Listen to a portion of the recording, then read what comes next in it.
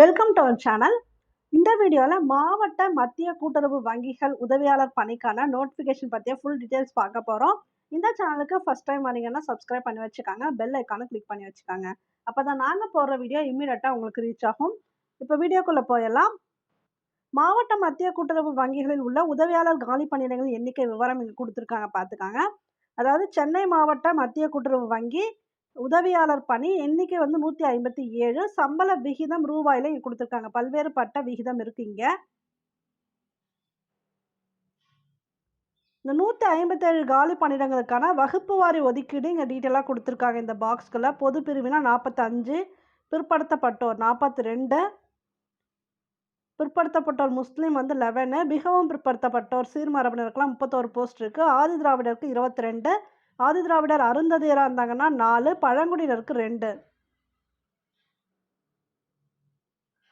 அது மட்டும் இல்லாமல் மாவட்ட மத்திய கூட்டுறவு வங்கிகள் தவிர மற்ற மத்திய மற்றும் தொடக்க கூட்டுறவு சங்கங்கள் இருக்கக்கூடிய உதவியாளர் காலி பணியிடங்கள் எண்ணிக்கை விவரமும் இங்கே கொடுத்துருக்காங்க. அதையுமே செக் பண்ணிக்காங்க. கூட்டுறவு மொத்த விற்பனை பண்டகசாலையில் 2, நகர கூட்டுறவு வங்கியில் 16, எல்லாமே உதவியாளர் போஸ்ட்டு தான். நகர கூட்டுறவு கடன் சங்கம் 5, பணியாளர் கூட்டுறவு கடன் சங்கம் 14, அதில் டோட்டலாக ஒரு 37 போஸ்ட் இருக்குது. அதுக்கான வகுப்பு வாரி ஒதுக்கீடு இங்கே கீழே கொடுத்துருக்காங்க, செக் பண்ணிக்காங்க. இது மட்டும் இல்லாமல் இந்த தெரிவுக்கு நடைமுறையில் உள்ள தமிழ்நாடு அரசு பணியாளர் தேர்வுக்கு பின்பற்றப்படும் இடஒதுக்கீடு மற்றும் இன சுழற்சி முறை ஒட்டுமொத்த நியமனத்திற்கும் பின்பற்றப்படும். அதாவது இந்த காலி பணியிடங்களில் பெண்களுக்கு, ஆதரவற்ற விதவைகளுக்கு, முன்னாள் இராணுவத்தினர், தமிழ் வழியில் பயின்றோர் இவங்களுக்கெல்லாமே கொஞ்சம் ப்ரியாரிட்டி கொடுப்பாங்க. அதை ஜென்ரலாக கொடுத்துருக்காங்க. சரி, இப்போ முக்கிய நாட்களும் நேரமும் பார்த்தலாம். நிரப்பப்பட்ட விண்ணப்பங்கள் பதிவேற்றம் செய்யப்பட வேண்டிய கடைசி நாள் 29/8/2025. ஆக்சுவலாக நோட்டிஃபிகேஷன் இன்றைக்கி தான் வந்திருக்கு. ஸோ இன்னிலேருந்து நீங்கள் அப்ளிகேஷன் போடுறதுக்கு ஸ்டார்ட் பண்ணிடலாம். அப்ளிகேஷன் பார்த்தீங்கன்னா உங்களுக்கு இந்த வெப்சைட்குள்ளே தான் போய் போடணும். இங்கே இந்த வெப்சைட் டீட்டெயில்ஸ் கொடுத்துருக்காங்க, பார்த்துக்காங்க. இங்கே இருக்குது பாருங்கள், HTTPS, இந்த வெப்சைட் தான் www.drbchn.in. இந்த இணையதளம் வழியாக மட்டும்தான் நீங்கள் ஆன்லைன் மூலம் மட்டும்தான் விண்ணப்பம் போடணும். இப்போ உங்களுக்கு லாஸ்ட் டேட்டு 29/8/2025 பிற்பகல் 5:45 மணி வரைக்குமே வரவேற்கப்படுகிறது. இன்றைக்கே நீங்கள் ஸ்டார்ட் பண்ணலாம். நோட்டிஃபிகேஷன்லாம் ஃபுல்லாக படிச்சுட்டு என்னென்ன டீட்டெயில்ஸ் கொடுத்துருக்காங்க அப்படிங்கிறத கிளாரிஃபை பண்ணிவிட்டு அதுக்கப்புறம் நீங்கள் அப்ளிகேஷன் போடுங்க. இப்போ நான் ஷார்ட்டாக சொல்லிடுறேன், என்ன ஏஜ் இருக்கணும் அதை பற்றி டீட்டெயில்ஸ்லாம் இப்போ நான் சொல்லிவிடுவேன். அதை பற்றி இப்போ ஃபுல்லாக பார்த்துடலாம். ஏஜ் பார்த்தீங்கன்னா விண்ணப்பதாரர் 1/7/2025 அன்று 18 வயது பூர்த்தி அடைந்தவராக இருக்க வேண்டும். அது மினிமம் 18 வயசு பூர்த்தி அடைஞ்சிருக்கணும். மேக்ஸிமம் ஏஜ் எவ்வளோ கொடுத்துருக்காங்கன்னா கேஸ்ட் வைஸ் மாறுது. ஆதி திராவிடர், அருந்ததியர், பழங்குடியினர், மிகவும் பிற்படுத்தப்பட்ட வகுப்பினர், சீர்மரபினர், பிற்படுத்தப்பட்ட வகுப்பினர் முஸ்லீம் மற்றும் இந்த வகுப்புகளை சார்ந்த முன்னாள் இராணுவத்தினர் மற்றும் மாற்றுத்திறனாளிகள் இவங்க எல்லாருக்குமே வயது வரம்பு கிடையாது. யாருக்கு வயது வரம்பு இருக்குன்னு பார்த்தீங்கன்னா ஓசிக்கு, இதர வகுப்பினர் இருக்காங்க இல்லையா, அவங்களுக்கு மட்டும் 32 வயது தான் மேக்ஸிமம் ஏஜ். அனைத்து இனத்தை சார்ந்த ஆதரவற்ற விதவைகள் எல்லாருக்குமே பார்த்தீங்கன்னா வயது வரம்பு கிடையாது. ஓசி சார்ந்த முன்னாள் இராணுவத்தினர் 50 வயது. ஓசி சார்ந்த மாற்றுத்திறனாளினா மேக்ஸிமம் ஏஜ் 42 வயது. கல்வி தகுதி ஏதேனும் ஒரு பட்டப்படிப்பு, எனி டிகிரி இருக்கலாம். மற்றும் கூட்டுறவு பயிற்சி, இதுதான் ரொம்ப முக்கியம். டிகிரி என்ன வேணால் இருக்கலாம், ஆனால் கூட்டுறவு பயிற்சி அந்த சர்டிஃபிகேட் இருக்கணும். பல்கலைக்கழகங்களால் வழங்கப்படும் பட்டப்படிப்புக்கு பதிலாக 15 ஆண்டுகள், இப்போ இராணுவத்துக்கு கொடுத்துருக்காங்க, மிலிட்ரி கிராஜுவேஷன் சர்டிஃபிகேட் இருந்தால் அவங்களுக்கு போதுமானது. ஆனால் ஹையர் செகண்டரி SSLC கரெக்டாக அந்த முறையில் படிச்சிருக்குன்னு சொல்லியிருக்காங்க. இப்போ கூட்டுறவு பயிற்சி சொன்னாங்க இல்லையா, டிகிரி எந்த டிகிரி வேணால் யூனிவர்சிட்டிலேருந்து நீங்கள் வாங்க தான் இருக்கலாம். ஆனால் அந்த கூட்டுறவு பயிற்சி எங்கெல்லாம் சர்டிஃபிகேட் வாங்கியிருக்கணும் அப்படிங்கிறத கொடுத்துருக்காங்க. தமிழ்நாடு கூட்டுறவு ஒன்றியத்தால் நடத்தப்படும் கூட்டுறவு மேலாண்மை நிலையங்களில் வழங்கப்படும் கூட்டுறவு பயிற்சி, இந்த டிப்ளமோ இன் கோஆப்ரேட்டிவ் மேனேஜ்மெண்ட் அப்படின்னு ஒரு சர்டிஃபிகேட் கொடுத்துருப்பாங்க இல்லையா, அந்த சர்டிஃபிகேட் இருக்கணும். இல்லைனா சென்னை நடேசன் கூட்டுறவு மேலாண்மை நிலையம் மற்றும் மதுரை கூட்டுறவு மேலாண்மை நிலையம் மூலம் நடத்தப்படும் உயர் கூட்டுறவு பயிற்சி, higher diploma in cooperative management, இந்த சர்டிஃபிகேட் இருக்கணும். சில பட்டப்படிப்பு படித்தவங்களுக்கு மட்டும் இந்த பயிற்சியிலேருந்து விலக்கு அளிக்கிறாங்க. அவங்க யாருன்னு பார்த்தலாம். வைகுந்த் மேத்தா தேசிய கூட்டுறவு நிறுவனம் பூனே வழங்கும் முதுநிலை வாணிப மேலாண்மை பட்டம் கூட்டுறவு இருக்கணும். பிகாம் ஹானர்ஸ் கூட்டுறவு இந்த பட்டம் வச்சுருந்தாலும் ஓகே. எம்காம் கூட்டுறவு, எம்ஏ கூட்டுறவு, பல்கலைக்கழக மானியக் குழுவால் அங்கீகரிக்கப்பட்ட ஏதேனும் ஒரு பல்கலைக்கழகத்தால் வழங்கப்படும் கூட்டுறவில் முதுநிலை பட்டப்படிப்பு. தென் பிஏ கூட்டுறவு, பிகாம் கூட்டுறவு, இந்த கூட்டுறவுலேயே அவங்க வந்து டிகிரி வச்சுருந்தாங்கன்னா அவங்களுக்கு அந்த பயிற்சி சர்டிஃபிகேட் தேவை கிடையாது அப்படின்னு தெளிவாக கொடுத்துருக்காங்க. சப்போஸ் பிஏ கூட்டுறவு, பிகாம் கூட்டுறவு படித்து கூட்டுறவு பயிற்சியிலிருந்து விலக்கு கோருபவர்கள் கணக்கு பதிவியல், வங்கியியல், கூட்டுறவு, தணிக்கை ஆகிய பாடங்களை படித்து தேர்ச்சி பெற்றிருக்க வேண்டும். இல்லையெனில் இவர்கள் கூட்டுறவு பயிற்சியினை முடித்திருக்க வேண்டும். நீங்கள் படிச்சிருக்கக்கூடிய கோர்ஸில் இந்த டாப்பிக்லாம் நீங்கள் வந்து கவர் பண்ணியிருக்கணும். புக் கீப்பிங்கு, கோஆப்ரேஷனு, ஆடிட்டிங், பேங்கிங் இதெல்லாம் இருக்கணும். இதுக்கு ஒரு கன்சல்டன்ட் சர்டிஃபிகேட்டும் வந்து கடைசியாக எனக்கு சொல்லியிருக்காங்க. ஏன்னா இந்த சப்ஜெக்ட்லாம் நீங்கள் வந்து படிச்சிருக்கீங்களா அப்படின்றத தெரிஞ்சுக்கிறதுக்காக. ஒருவேளை நீங்கள் இதில் விலக்கு கூர்ந்தீங்கன்னா, ஏன்னா கூட்டுறவு பயிற்சி சர்டிஃபிகேட் இல்லை, ஆனால் நீங்கள் வந்து பிகாம் கூட்டுறவு முடிச்சிருக்கேன்னு சர்டிஃபிகேட் கொடுத்தாலும் இந்த கன்சல்டன்ட் சர்டிஃபிகேட்டில் இந்த சப்ஜெக்ட்லாம் இருக்காங்கிறத செக் பண்ணிக்கிறாங்க. இவங்களுக்கும் சான்ஸ் கொடுத்துருக்காங்க. யாருக்குன்னு பார்த்தீங்கன்னா 2024-25ஆம் ஆண்டில் 24வது அஞ்சல் வழி கூட்டுறவு பயிற்சி மற்றும் 2025-26ஆம் ஆண்டில் தமிழ்நாடு கூட்டுறவு ஒன்றியத்தால் நடத்தப்படும் கூட்டுறவு மேலாண்மை நிலையங்களில் நடத்தப்படும் முழு நேர கூட்டுறவு பயிற்சி பயின்று வரும் மாணவர்கள். இப்போ வந்து போயிட்டுருக்கீங்க இல்லையா, பயிற்சிக்கு அப்ளை பண்ணிவிட்டு நீங்கள் வந்து படிச்சுட்ருப்பீங்க. நீங்களுமே கண்டிப்பாக இதுக்கு வந்து விண்ணப்பிக்கலாம். உங்களுக்கு ஒரு சான்ஸ் இருக்குது.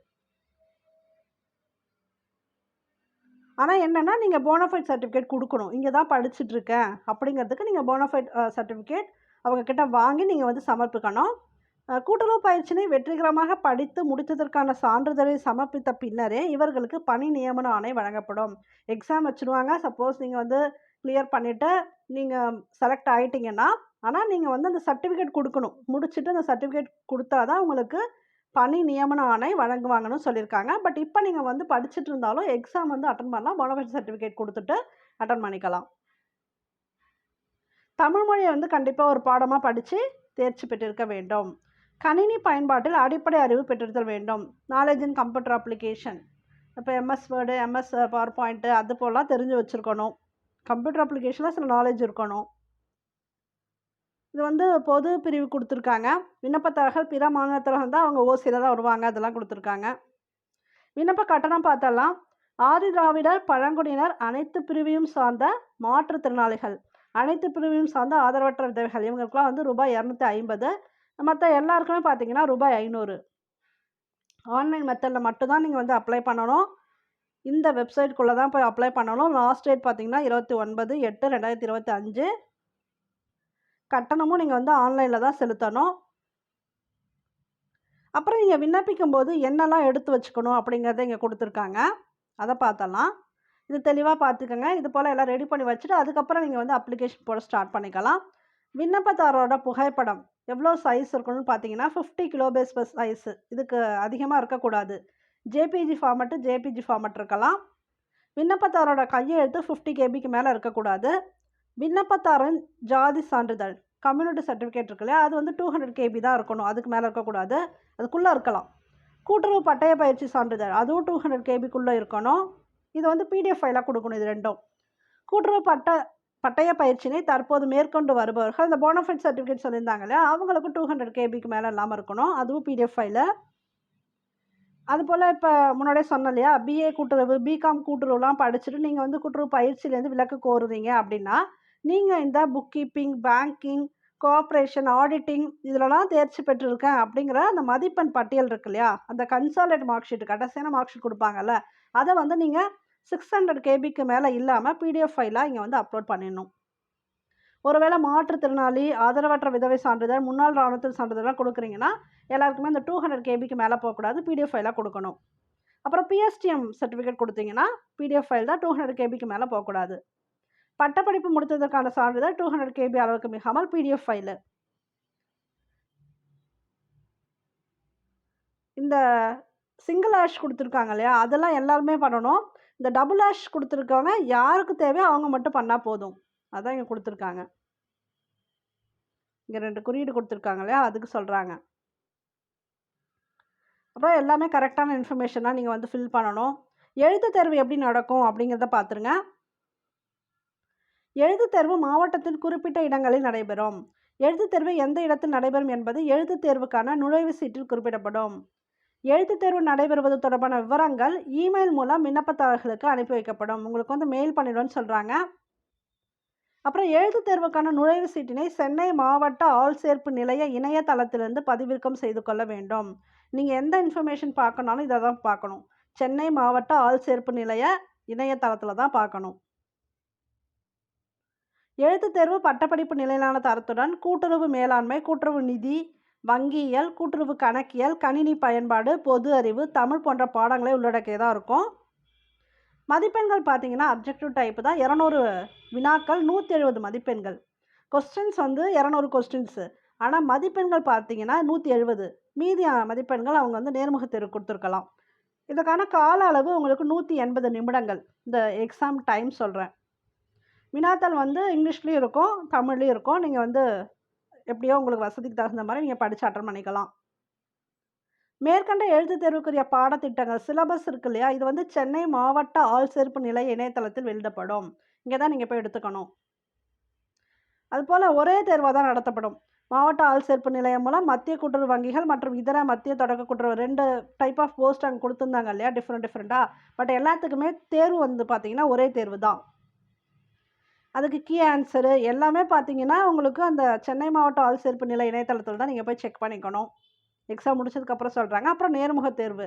ஒன்ஸ் உங்களுக்கு ரிட்டன் எக்ஸாமினேஷன் முடிஞ்சதுக்கப்புறம் நேர்முக தேர்வுக்கு அழைப்பாங்க. இது வந்து 2:1 ரேஷியோ. போஸ்ட்டுக்கு தகுந்த மாதிரி இந்த 2:1 ரேஷியோவுக்கு அழைக்கிறாங்க. அதுவுமே பார்த்தீங்கன்னா சென்னை மாவட்ட ஆள்சேர்ப்பு நிலையத்தின் இணையதளத்தின் வழியாக தான் அந்த பட்டியலும் வெளியிடப்படும் கொடுத்துருக்காங்க. எல்லாத்துக்குமே இந்த நிலையத்தை தான் நீங்கள் பார்த்துக்கணும். இந்த வெப்சைட்குள்ளே தான் போய் பார்த்துக்கணும். நேர்முக தேர்வு நடைபெறுவது தொடர்பான விவரங்கள் அது மட்டும் இமெயில் மூலமாக உங்களுக்கு அனுப்பி வைப்பாங்க. ஸோ இவ்வளோ தான் இதில் நீங்கள் தெரிஞ்சுக்கக்கூடிய டீட்டெயில்ஸு. தேவைப்படுறாங்க அப்ளை பண்ணுங்கள். கண்டிப்பாக எக்ஸாம் வந்து ஈஸியாக தான் இருக்கும். ப்ரீவியஸ் இயர் கொஸ்டின்ஸ்லாம் தேவைன்னா நீங்கள் வெப்சைட்டில் கூட போய் பார்க்கலாம். இல்லைனா யூடியூப்பில் கூட எதாவது போட்டிருப்பாங்க. செக் பண்ணிக்கோங்க. ஓகே, தேங்க்யூ ஃபார் வாட்சிங்.